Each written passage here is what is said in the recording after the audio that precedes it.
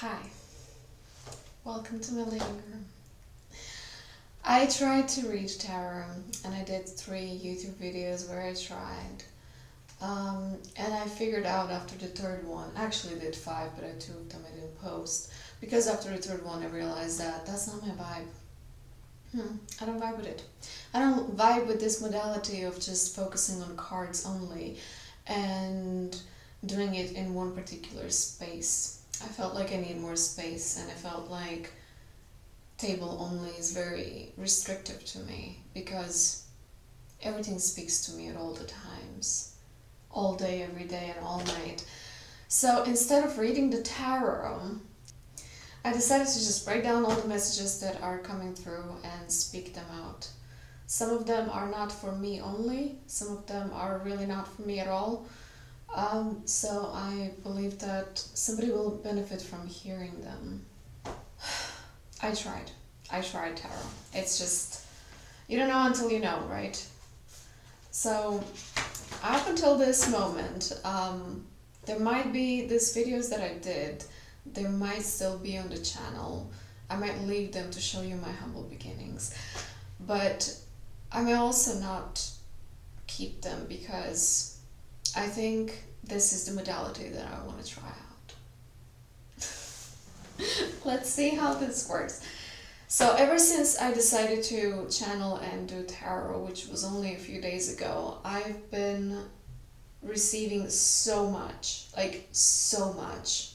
There was like a big, huge cube of information that was trying to come through my body and be directed to you.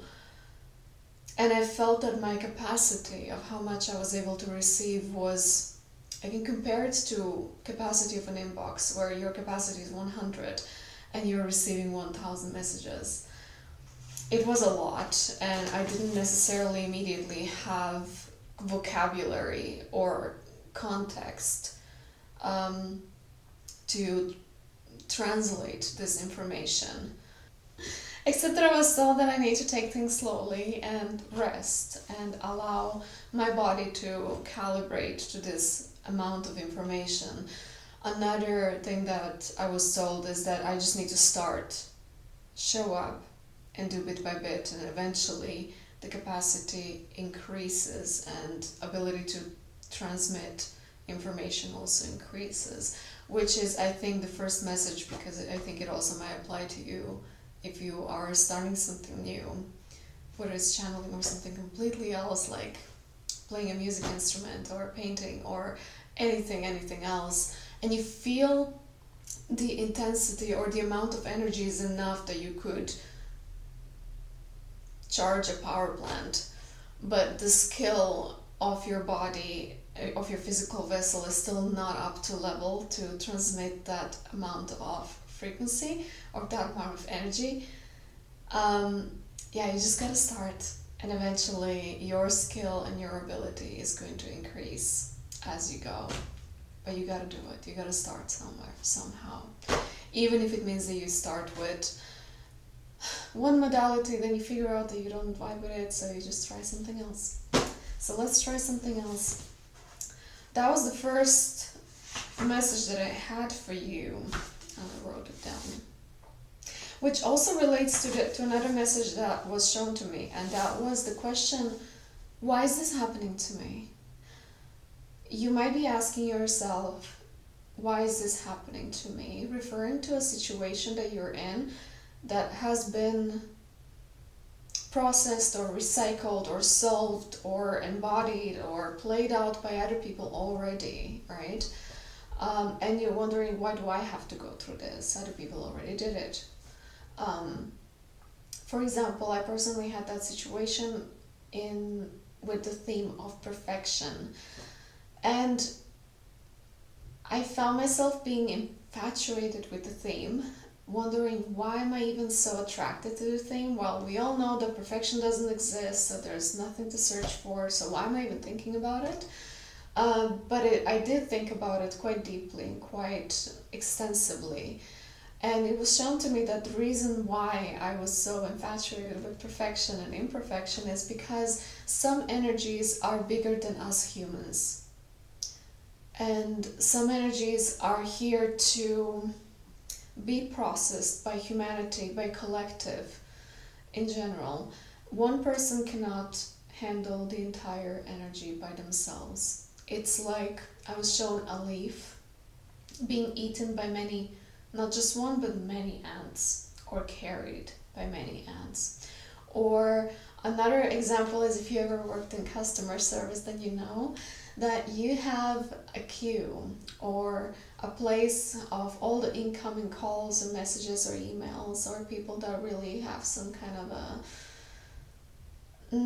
problem to report or question to ask. And then you have also a certain amount of people, not just one person, but you have tens or hundreds of people who are actually one by one taking a chunk of this big number of requests and solving it individually.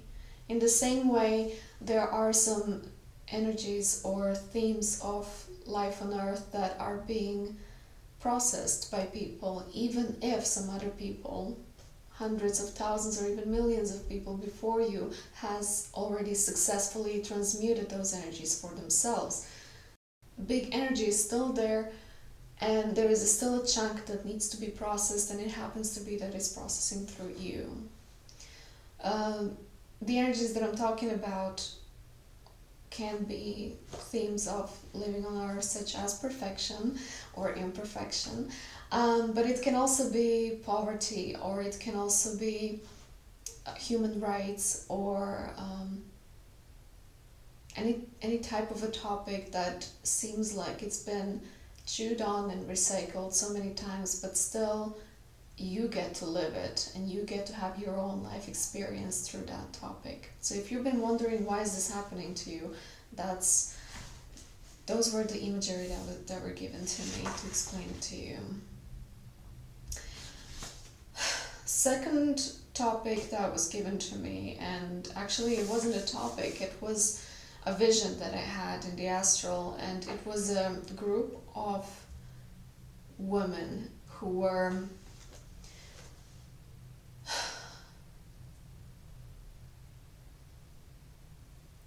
it was a group of women who were in some sort of an institution or some sort of a community. It was a female-led community. All of the participants of the community were women, and they were in some sort of rehabilitation or recovery from narcissistic abuse. Each and every single woman had a man who was narcissistically abusing them throughout their life, and now they were in the space of recovery. They were led and guided and taken care of by another group of women who were facilitators and doctors and nurses, and they've been taking care of this group of women. So there was one group of women, and there was another group of women, and then there was me. Me was there with my YouTube channels, with my art, standing there on the planet. And somebody from this group of women who were recovering from narcissistic abuse, they saw me. And they, within themselves, decided to talk to their facilitators and show me to them as an example. That's interesting. Like, there's a fly. I never have flies in my apartment in this time, but there she is, observing what I'm doing. They decided to show me to them, and they said something like, look at her. She is out there in the wild, living on her own, living according to her own rules. She's healed. She made it, so why can't we? Or in other words, I think those words were, if she can do it, we can do it too. And they said that to their facilitators, and their facilitators and doctors said, don't be silly. Are you crazy? You look up to her? She's not safe, she's not healed, she just looks that way, but it doesn't mean that she actually is. The world is not a safe place, and it's better for you to keep yourself safe, so you'd rather stay here, be safe, don't look for danger, because the world is full of danger.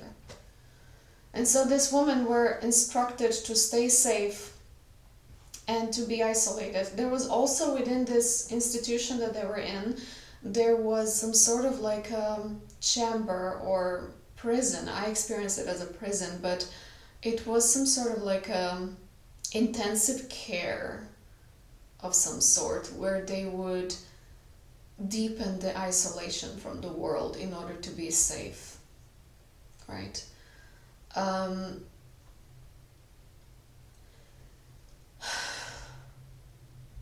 Which showed me the energy of somebody who is in some sort of circumstance or a community or in a space for living, whether it's a family or a city or some sort of a setting of a life episode, who wants to break free, who feels the potential that there is more to life than what they were living up until this now. And they want to break free, but the environment, the people around them, tells them, don't be silly, don't be crazy, don't be stupid, the world is dangerous, how dare you? And they try to contain you. Now the messages I was receiving here is that, of course, they try to contain you because they really want the best for you. But since the topic of this group of women was healing from narcissistic abuse, the message was also that the narcissistic abuse does not end with an extraction from a man that was abusive in the first place. The energy pattern of narcissistic abuse continues for a while until you actually fully heal yourself, which means that you will need to recognize narcissistic patterns playing out even in safe environments. Take that as how it resonates. There was also a message of choosing to be healed over continuous healing. Sometimes the healing is a perpetual cycle that you might decide to stay in because of the camaraderie and safety and security and familiarity of the whole process and the community involved. But there is life outside of the healing cycle as well. At some point, it comes naturally. It's not something that needs to be forced. There comes a moment when you are healed already. And it's up to you to develop your discernment and trust within yourself, that you can recognize when that moment is for you. Another message that was coming through is that if somebody needs to tell you that yes, you can break free, yes, there is life outside of that community, and yes, there is, yeah, you can be safe in the world, and yeah, you can live on your own terms, and yeah, you can heal, yeah, you can actually fully heal from whatever you're going through, whether is it narcissistic abuse or ancestral trauma or birth trauma or whatever it is that you're healing from. There's a part of life where you are healed to the point where you don't even think in terms of patterns that you are going through. So if somebody needs to tell you that yes, it's possible, then I'm telling it to you right now. Related to that, I was shown the memory of my own life experience, which was back in 2019. I had my very first visual experience of multidimensionality. That was a moment of realizing that every choice and every decision, even every object that you interact with, has a potential of altering what is possible as a result of interacting with that object or making that decision or choice. I was literally seeing that as a tube of time and space that opens up as a potential depending on what you just did. And once when I saw that for the very first time in 2019, it was 27th of May 2019, I'm never going to forget. Once when I saw it, it was very overwhelming, first and foremost, I gotta say, to realize how much potential actually is in thin air. it made me really sad because I realized how much of our potential we're actually not really actively using.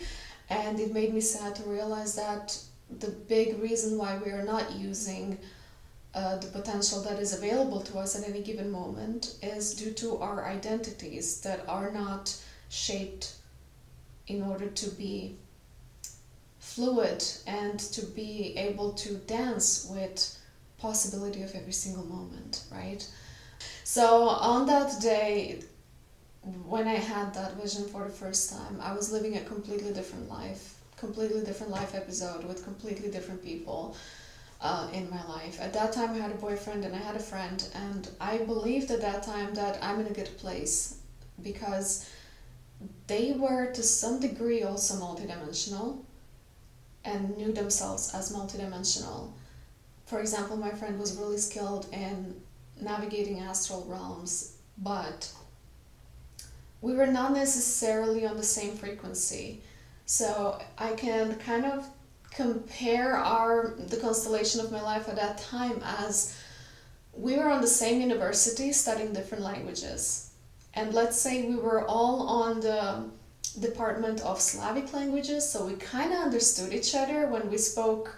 Let's say, for example, my boyfriend was speaking Russian, I was speaking Croatian, and my friend was speaking Slovenian. You know, we could kind of understand each other, but not really. So that was how my life constellation in terms of multidimensionality was in place at that time, which means that I felt free to express what I was experiencing and the vision that I was having, but they did not necessarily fully understood what I was getting at. Consequently, they were really doing their best to try to facilitate me sharing what am I going through when I encountered this vision. But in general, my vision did not land in a space where it was supported. So when I spoke about what I just experienced and how there's so much potential in the air and how my identity doesn't fit with all the possible potential and how that actually makes me very sad, my message didn't land in a way that it felt supported.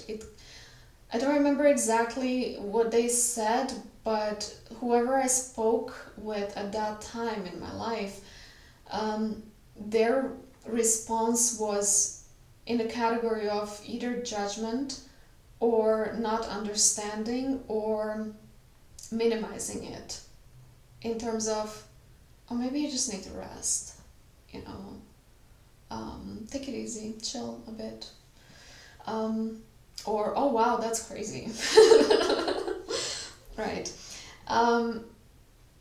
It took me only several years later when I started interacting with the world in a completely different way and when I changed the circle of people that I'm in, I naturally then came in contact with people from the world who have already had a firm material evidence of what I actually experienced, which moved me from the lens of thinking about my experience as, oh, that was just my imagination, into realizing that I had access to something that is real and something that is observable, something that is provable and proven. And I've met so many people who wrote countless books and made so many seminars and YouTube channels and their entire careers, and they devoted their entire lives in researching multidimensionality. And I realized only then that I wasn't crazy, and that it wasn't just my imagination, and it wasn't just that I needed to chill. I was onto something, but nobody told me. Right? And it was only now, fast forward 6 years in the future, I am here where I am, being a completely different person than I was 6 years ago, when I just had glimpses and I didn't even know what are those glimpses. I didn't have the right vocabulary to understand, to comprehend. I didn't have any context that would actually facilitate the growth and development based on those glimpses, right? And why I'm saying all of that is to connect how you might be in the space in life where you just wish to experience more of life, but it might seem when you look around the room, when you look around the city, when you look around the family or people that are in your surrounding, it might seem like there's no way out. It's impossible. They're not gonna get it. It's gonna be difficult. It's super hard. You can't do it. You can. It may take a moment, it might take a while, it might take some effort, it might take a little bit of uncomfortability, but it's possible. It is absolutely possible. Okay, so my camera stopped recording somewhere like 15 minutes ago, so I have to repeat what I just said. I was already 3 points ahead, but then my camera tells me that I actually stopped exactly here. Which leads me to the next point, and that is something that I covered in the tarot readings that I might leave, but I also might delete. Let's see how I feel about it. And that was the message of your future self is already here. Not as a concept that you need to believe in until you see, but your future self is all like aspects of your future self are already being embodied in the people in your physical surroundings. Take a look at everybody around you and take a look at your future self. How do you actually envision yourself or feel yourself or see yourself or imagine yourself to be in your future? Who is it that you're aiming to become? Check at the list of what makes them, what makes you in the future. What skills are you having in the future that you don't have in this moment? How do you look that you don't look now? What do you have that you don't have now? Where do you live that you don't live now? And that list that you can write down, you can actually already now in your physical reality find people who embody or have exactly that which you aim to have in yourself, in your future self. In that way, your future self is already here, because all these people that are around you, whether they are family members or people that you live together or you live in the same street or you share a working space or even just people on your screen, people that you listen to their music or you watch their films, or anybody that you look up to or anybody that inspires you or anybody that embodies any skill, personality trait or ability that you wish to possess in yourself, they are already around you. Because on a macro level, it's all you, right? It's just you being lived through another body.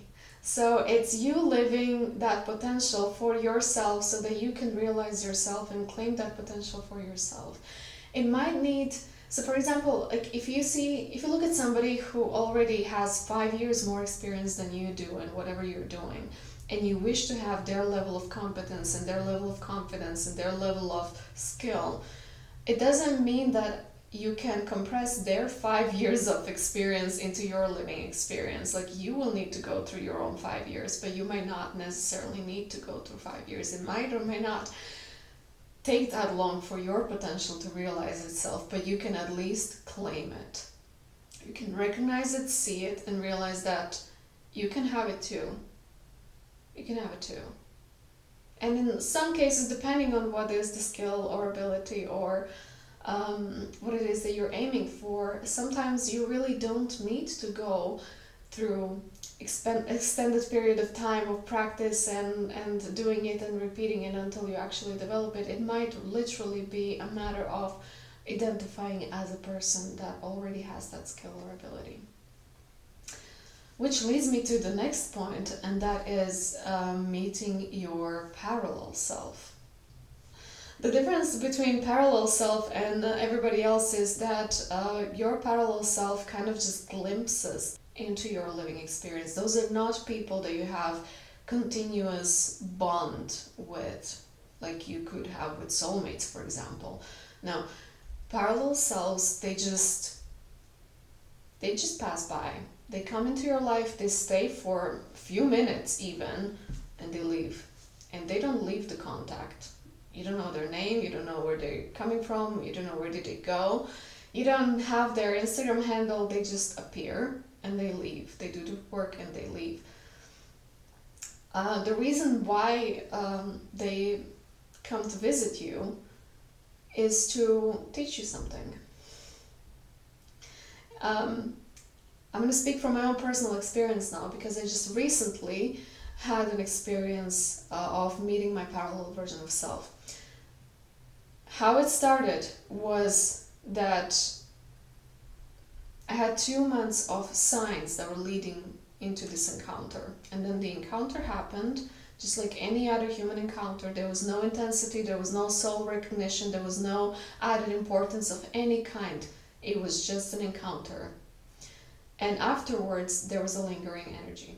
So if you have encountered somebody recently that has left some sort of an impression on you, that maybe even triggered you, I'm going to get to that point a little bit later, that maybe even triggered you or made you feel a certain way, and now you're kind of puzzled within yourself and you don't know who is this person, and you might even be looking for them and you might have no clue that leads to them again. That might be, or if it didn't happen yet, it might happen, might be your parallel version of self. That encounter can happen literally anywhere, anytime. It can happen in your dream, in the astral realm, it can happen during the meditation, it can happen outside on the street, it can happen on Instagram while you're mindlessly scrolling, it can happen literally anywhere, anytime, for whatever reason. From my personal experience, it has always been so that I learned something from them, because essentially these people are you or me. So we have the same essence. There are different theories and different ways of interpreting this, different vocabulary that I could use in order to make the point, but they essentially, it's the same essence, the same life energy, living simultaneously, let's use this terminology, in another universe. So they live different culture, different place on the planet, different lifestyle, different age, maybe even different gender, but they live, they exist, they mind their own business, right? But essentially it's me. Some people also refer to this as past life or parallel lives. If you're new into this topic, I recommend you the book called Parallel Universes of Self by Frederick Dodson. But I'm not speaking about theory here. I'm speaking from my own experience, and through my own experience, there was this topic that I had to cover, which was what to actually do when this encounter actually happens and why does it happen. It happens so that you can learn something from them, or maybe they also learn something from you. And what you do in this encounter is that you look at these people who made an impact on you with their short-lived presence in your life, and you see what do they represent, what do they embody, what do they have, what do they do that you don't at this current moment, right? How you also recognize these people is that there will be signs. If it hasn't happened yet, it might happen soon, and there will be signs. And even if you are currently in this process of experiencing the preparation for meeting them, the signs, you might not necessarily immediately recognize the signs for what they actually are. In the moment of meeting the person, you can retroactively see that the person that you encountered is an embodiment, an encapsulation of all the signs that you have been seeing for a while. This is what adds some sort of an importance to your attention. Why you need to pay attention to these people is because they do have a clue. They do have something that is missing inside of your life structure up until this point. They embody, they represent, they do, and they can show you and demonstrate it for you so that you can integrate that aspect of yourself into your own living structure, so that you can then come closer to your own higher self or your own highest expression of life that is available to you at this moment in time. Or, in other words, so that you can reach your own full potential. It's kind of like, imagine that we humans, with our identities, we are like pictures, framed pictures of puzzles. Many people have that. You know, you buy a puzzle and then you solve it and then you put it in a frame and you put it on a wall. And that's it. So we are pictures of puzzles, and we can even come to the point where we complete our puzzles. We have all the pieces, they all fit kind of together. Some of them fit better than the other, but in the large scope, like, all the pieces are here. But just like you can't really see your back with your eyes, sometimes you can't really see that some pieces of puzzles that you have integrated within yourself are not actually your pieces of puzzle, they are pieces of another puzzle. They might fit in the shape, but they don't represent the same piece of an image that you are. They might have served you well for the time when you needed to complete the picture in terms of having the number of puzzle pieces out of number of puzzle pieces, but they are not necessarily visually creating the picture that you are, that you signed up to be, right? And so you might not even fully be aware of it. So when you do recognize somebody else, also another point of how you recognize that somebody is a parallel version of yourself is that you do have over time developed, through the signs and synchronicities that are being shown to you on the way of encountering this person, you do develop some sort of an interest or openness towards them. It's not necessarily an attraction, like a romantic or sexual attraction. It could be, maybe, I don't know. But it's more like you're being drawn to them. But at the same time, just like you can be drawn to them and have some initial level of admiration and respect for this other person, at the same time there is something within you that just kind of keeps a little bit of distance, which that same little thing of you is kind of like a little trigger, like a little warning of there is something about them, you know, like I initially you start projecting immediately and see it's something about them, that there is something that you don't like about them, or that there is something that kind of is a little bit repulsive, or something that makes you keep the distance. But it's not really about them, it's about you, that you have a piece of puzzle that doesn't really belong to you, and they have a piece of puzzle that will ruin your picture of how you see yourself temporarily, and then they will add that puzzle into that piece of puzzle into you so that you can become a fuller picture of yourself. I explained it quite well, actually. So this is how you can recognize this feeling that is sort of, you like them, you really have a good opinion about them, but there is something that you don't know what, but there is something. And then when you actually get into interaction with this person, on any level, usually I don't use this word and I don't like it, but in this case it comes perfectly, and that is, you get a download of that piece of puzzle. You literally, through interaction with them, you can see what constructs their reality, their structure of being. And through this structure of being, you can see what do they have that you don't have, that you can then implement and integrate within yourself. And another thing that is on my list, and the last one for today, is a little bit completely different than anything up until now, but I was shown that if you, for example, or if some of you have problems with your teeth, if you have cavity or any kind of, if you just have to go to dentist more often than you would like to, or than you think it's normal. I'm looking at my animals in the corner.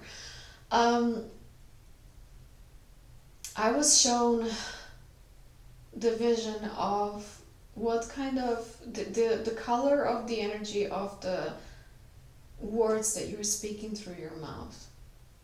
Because everything you express, everything you say, goes through your teeth. And your teeth are on the receiving end as much as they're a passing tool for your expression. I mean, they're on the way of you expressing yourself, or they're a tool for you expressing yourself.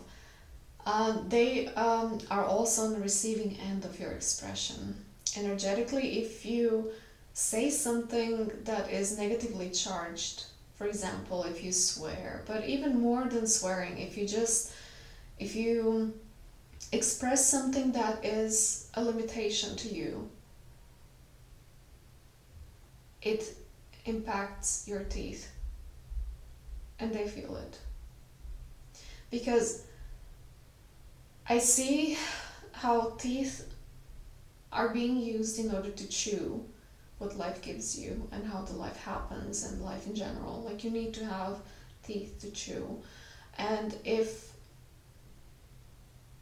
you speak a lot of negativity, it affects your teeth, and then you can't chew the life. So when life wants to happen to you or through you, if you say things like, I can't do that, this is impossible, I don't believe, like, it's not gonna work, you know. And some people really have tendency to automatically cut their own life energy from expression. So even if conceptually they would like to experience something, as soon as they open their mouth, they're gonna say something like, this is not gonna work for me, or this is not possible, or I can't do that, or something like this, which damages your teeth. I was really shown the black tar energy coming through as you're speaking something that limits your own expression, or your own expression of life, or your own being, or your life energy. It doesn't need to be just swearing or saying something ugly. But whatever goes against you, whatever you express verbally that speaks against you as a life energy, negatively affects your teeth. Yeah, that's it. Yeah, I'm satisfied with how I translated it. I think that was it for now. That's what was coming through in the past few days. I'm gonna keep showing up here. I'll see at which rate. I'm just gonna collect all the messages and information that I think it would be beneficial to other me's that are living through other bodies, which is you, or another you, or another you. So I'm gonna share that because the world is also sharing itself, and it helps me tremendously. So yeah, I'm gonna be mainly doing the channeling on this channel here. I think so, unless I find another modality that works better for me. I'm not here to, I feel the need to say that, and that is that I'm not here to teach you manifestation, and I'm not here to tell you that your love life is going to magically become heaven after you like this video. And I'm not here to stroke your ego. I'm gonna keep it real as much as I can. I'm just gonna share what comes through me, and that's all. If you want to support what I'm doing here, I'm gonna leave some links in the description box. And other than that, please feel free to check my other channel and my art. And I'm gonna keep it, I'll try to keep it clean as possible and just leave channeling here. By the way, the painting in the background is called Soul Blueprint. Maybe next time when I record the channeling, maybe I organize a tea party. Let's see how it goes. Thank you for being here. Ciao.